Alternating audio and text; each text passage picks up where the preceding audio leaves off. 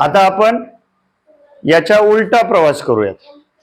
आता आपण काय घेतलं की अपूर्णांकाचं रूपांतर पूर्णांकयुक्त अपूर्णांकात केलं होतं. बरोबर.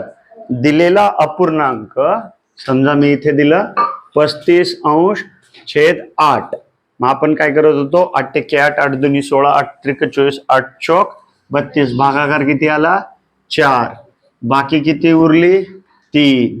छेदामध्ये आहे तोच 8. हे आपला पूर्णांकयुक्त अपूर्णांक. हा होता कोण अपूर्णांक. याला कशात बदललं बरोबर पूर्णांकयुक्त अपूर्णांकात बदल केला. आता याचा उलटा प्रवास करूयात. पूर्णांकयुक्त अपूर्णांकात आपण याचा बदल केला होता. आता याचा उलटा प्रवास करूयात की पूर्णांकयुक्त अपूर्णांकाला अपूर्णांकात बदलायचा. पूर्णांकयुक्त अपूर्णांकामध्ये काळजी घ्या. आता बघा इथे एक सूत्र लिहूयात आपण. काय होतं भागाकार. ते आहे ना तिकडचं भागाकार गुणिले भाजक. या दोघांचा गुणाकार करायचा. त्याच्यामध्ये बाकी मिळवायची. बरोबर.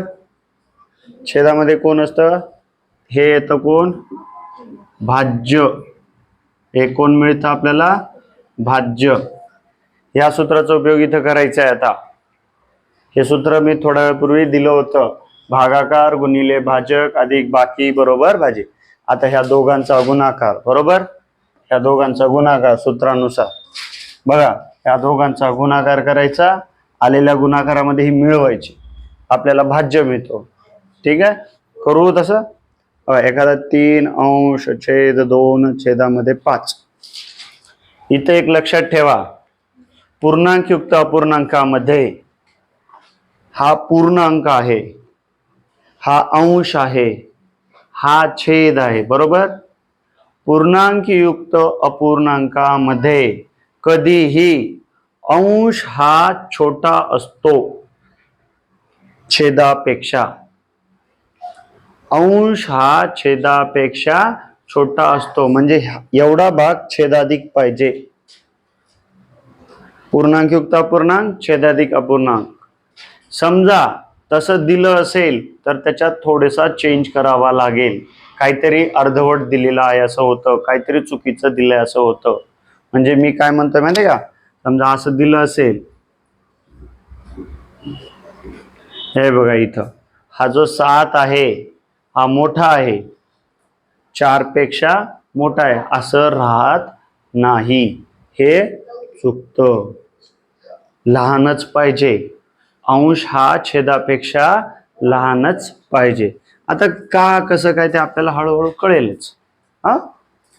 बरं चला 5 काय केलं भागाकार आणि भाजक याचा गुणाकार.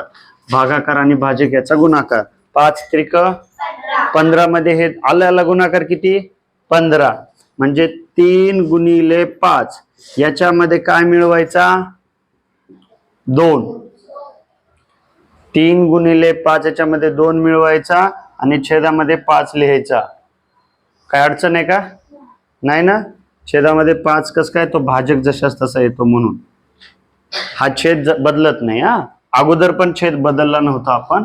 इथेही आपण छेद बदलायचा नाही. काय केलं बघा 3 × 5 अधिक 2 भाज्य मिळून जाईल आपल्याला किती 5 × 15 आणि हे 2 17°/5. कळलं कसं करायचं ते. आता परीक्षेत एवढं करत बसणार आहेत का नाही. तोंडी तोंडी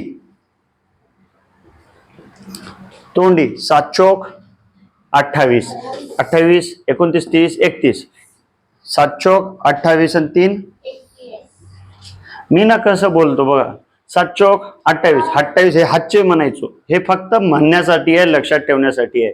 असं काही नसतं कधी. 7 × 28 आणि हातचे 3 31 म्हणजे विसरत नाही. 31°/7 या दोघांचा गुणाकार त्याच्यामध्ये हे मिळवलं की तुम्हाला काय मिळेल पूर्णांकयुक्त अपूर्णांकातून अपूर्णांक मिळेल. बा आपण याच्या आधी काय शिकलो अपूर्णांकाला पूर्णांक युक्त मध्ये कन्वर्ट केला. आता काय शिकतोय? पूर्णांक युक्तला अपूर्णांकात बदल. हे असं आहे. ठीक आहे. परत एखादं उदाहरण घेऊयात. 8/10 इथे घेऊयात 9. 9.8/10 काय होईल? 90. 90 मध्ये हातचे 8 मिळवले 98/10. चला, समजलं? आता इथे एक लक्षात ठेवा, आपण काय करत होतो. आपण दिलेल्या अपूर्णांकामध्ये ह्याच्या आधीच्या वेळेस आपण जो अंशाधिक अपूर्णांक दिला होता 16/3, हा जो अपूर्णांक आहे याच्यामध्ये आपण 3 किती आहेत हे शोधतो. किती असे 3 3 3 3 त्याच्यात बसलेत? किती पूर्ण 3 याच्यात बसलेत? आपण मग 3चा पाडा म्हणतो. 3 1 3, 3 2 6, 3 3 9, 3 4 12, 3 5 15. बरोबर. म्हणजे 5 असे 3. ह्याच्यात 16 मध्ये किती 3 आहेत? 5. मग आता सगळे 5 काढले, पूर्ण 3 असलेले बाजूला काढले, पूर्ण असलेले बाजूला काढले. किती होते? 5 होते, ते बाजूला काढले. बाकी किती उरलेत? 1. ते 1 उरलेली बाकी इथं ठेवली. ते 1 उरलेली बाकी इथं ठेवली. हा जो अंक असतो हा पूर्ण 3 असलेले 5. म्हणून नंतर आपण उलट करताना काय करतो?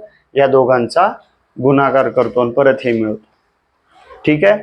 आणखीन एक दुसरी गोष्ट लक्षात ठेवा, इथं 5 अधिक 1/3 असं असतं. बघा, इथं काय असतंय? 5 अधिक 1/3 असं असते. तुम्ही यांची बेरीज करा. आता काल मी सांगितलं होतं बा, काही नाही म्हणजे काय असतो? छेद 1 असतो की नाही? कोणालाही काही नाही म्हणजे छेद 1 असतो. आता 5/1 अधिक 1/3 यांची बेरीज करा. कशी करतो आपण? ह्याचा गुणाकार, ह्याचा गुणाकार, ह्या दोघांचा गुणाकार. 5 त्रिक 15, 1 1 1, 3 1 3, 15 ने 16. 16/3 आली बेरीज? आली का 16/3? म्हणजेच काय, ह्या दोघांमध्ये कोणतं चिन्ह आहे? बेरजेचं. कळलं? हे कधी कधी गणित आपण जे सोडवतो ना त्यावेळेस आपण याचा उपयोग करतो. समजलं? समजलं नसेल तर विचारा.